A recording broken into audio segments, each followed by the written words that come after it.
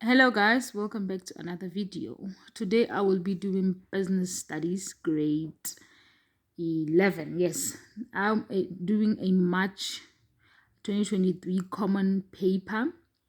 This is just a time where we will be looking at what we had done wrong the past term and looking how we are going to correct that. This is a way to revise what we had done, because we are still going to write with the topics that we did last term for our June exams. So I hope you enjoy this.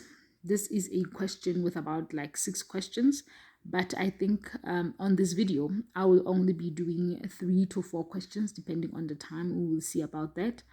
I hope you stay tuned and you come back. I'll be doing this in a series of like 2 to 3 videos, and I will just handle them the essay part of this question paper as an individual video. So please consider subscribing to my channel so that you don't miss any of that information. I am a maths, physical sciences, accounting, business studies, maths lit, and economics tutor. I help in those subjects. Now, if you ever need a tutor, you can just let me know and we'll see how we can help you out for South African students. Yeah, let's get into this question. Okay, the first question says, intermediaries are one of the components of which environment? What you firstly have to know, guys, it's what is an intermediary.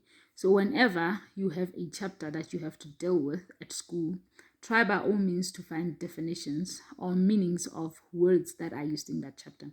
So we now have to know what are intermediaries. Sometimes you don't even know what are intermediaries, but an intermediary is, in business context, it's a third party. Yeah, it's a third party that is bridging the gap between maybe two parties in order to help them to secure a deal or to perform a given task. We can say they are like agents. We have real estate agents, entertainment agents, literature agents, investment bankers, someone that is actually bringing you close to your destiny or what you want to be. You want to buy a house, and you will approach a real estate agent to help you, connect you with sellers who are selling their houses. So that's what an intermediary is. And intermediaries are found in the market environment of the business environment. Remember your grade 10 work. So C is the correct answer of intermediaries, is components of the market environment. It's not micro or macro. It's not micro because it's outside the business. Intermediaries do not work for the business, so they are outside the business. So there is no way they can be part of the micro, and they cannot be macro because it's clearly something that the businesses cannot control at all, have no control over. But they're in the market in a sense that you can get access to it as a business. You have little control, but you can get access to it. So that's why it's in the market environment. Yeah, so I'm not just going to answer a question and pass. I'll try by all means to explain it so that we explain what we previously had no knowledge about or were struggling with. So 1.1.2 says, when a business buys another business at an agreed price, this is known as what? So when a business acquires or buys another business, what does it call? Well, I hope you have found that correct, guys, because that is an acquisition. So that's why you have to, they are acquiring. So it's an acquisition. A merger is when two businesses are coming together. An alliance is also when two people are coming together to form an alliance, to form a group, to be able to carry out a certain tasks. Or a takeover is if someone is coming into my business and taking it over. So acquisition is you acquiring, getting hold of something.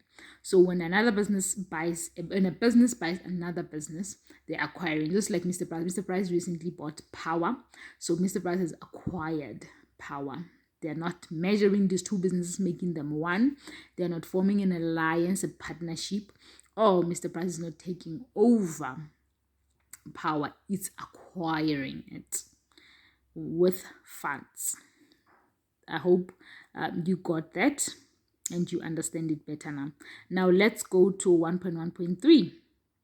The of a company represents the characteristics of the population, such as age, gender, race, and so on.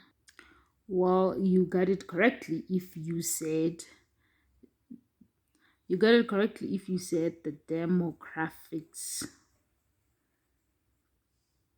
Sorry, you got it correct. So the demographics of a country represent the characteristics of the population, such as age, gender, race, and so on. When you're talking about the psychographic, sociographic, technographics, we're talking about something else completely different.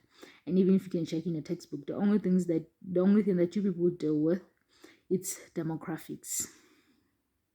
Okay, now we are on 1.1.4 and it says the business practice of hiring a party outside a company to perform services that were traditionally performed in-house by a company's staff is known as outsourcing. Leasing is lending. Like if I am letting you use my house for a fixed period of time and you pay me, that's what we call leasing. And then partnerships, obviously, it's people coming together. Outsourcing is you performing, getting someone to perform an activity or a task for you. Just like you having a party. Oh, you are a party planner. You are going to outsource services from other people who are rendering them. You are going to source a caterer. You can do that for yourself, but you decide not to and get somebody else to cater for that event that you're planning, or deco pieces. Now let's go to 1.1.5. The dash company provides essential service such as water and electricity at reasonable prices. Now here you really have to know your forms of ownerships, hey? So that is a state-owned, just like your ESCOM. It's written state-owned at the end of the name. It's it's a state-owned company, so it helps with water, electricity, your municipalities. It's not a public company. A public company is a company that trades shares on the JSE. That's what we call a public company. That has shares on easy equities as well. In this section, we have to complete the following statements by using the words in the list below. Write only the words next to the question number in the answer book. So there you have it. The first one is changes in income level is a challenge of what? Change in income levels is a change in the macro environment, because we have got absolutely no control in the change in income levels in an industry. Let's say now there's a certain trend that's happening that lawyers are now being paid this much amount for divorce settlements. It's going to force all the companies to pay in that bracket, right? Because that's what it's been done according to the standards in the industry. So that's going to affect that you've got absolutely no control over as a company. But to do that, because even when you're negotiating prices with those people that you want to hire, they will be negotiating their salaries based on what the market is really saying. So that is from that list above of words. So you're gonna have the macro as number 1. This is macro environment. And then 1.2.2 says a general increase in price of goods and services in a country is no what. So a general increase is when everything, absolutely everything, is increasing. Like nothing remains the same price. Every little thing from soap to services rendered by banks and all that, that is called inflation. Inflation is a general increase in prices. So after the COVID pandemic, we experienced an inflation where everything was going high.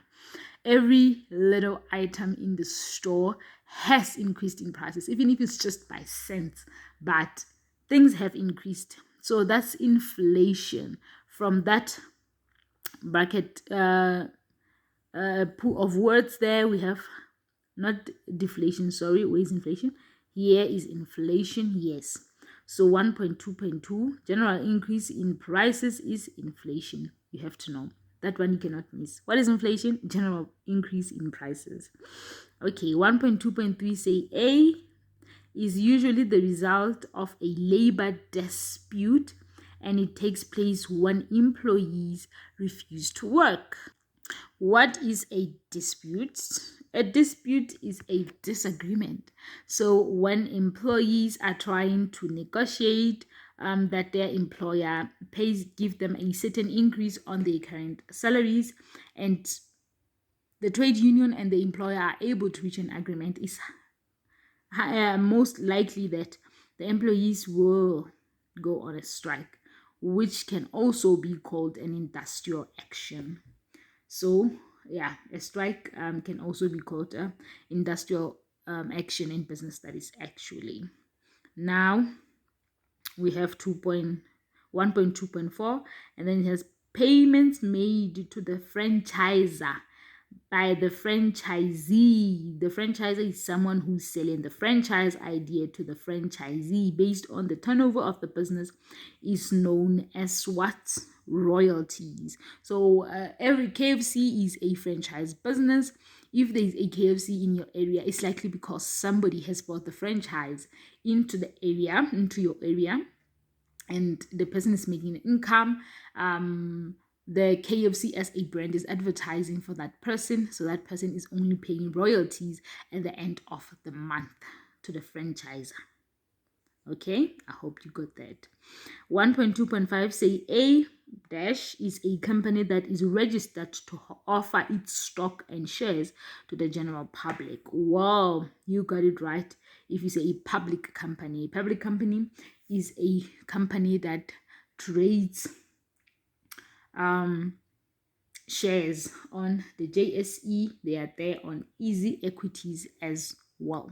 Now guys, let's stop this video here. I will be posting a part 2 on Thursday.